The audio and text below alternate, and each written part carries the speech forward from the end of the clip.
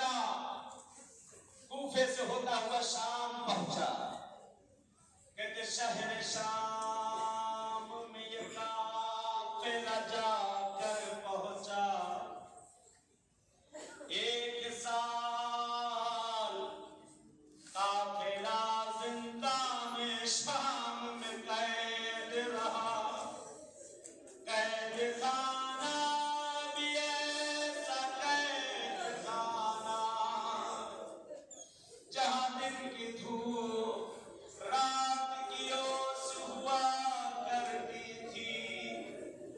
कहते वो कैद खाने में जब शाम ढलने लगती थी, कहते नकल करते अल्लामा दरबंदी अपने मक्तल के जुमलों में नकल करते हैं।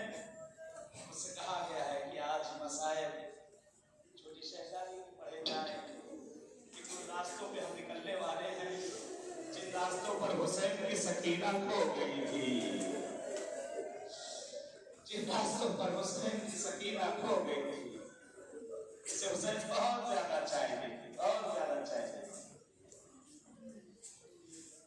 कहते चंद वक्त गुजर चुका है, बीबी सकीना जिनका सिन 3 से 4 साल का लिखा गया है, अल्लाह के बच्चों और बच्चियों को सलामत रखे। कहते जब शाम ढलने लगती थी, शाम के रहने वाले बच्चे जिंदा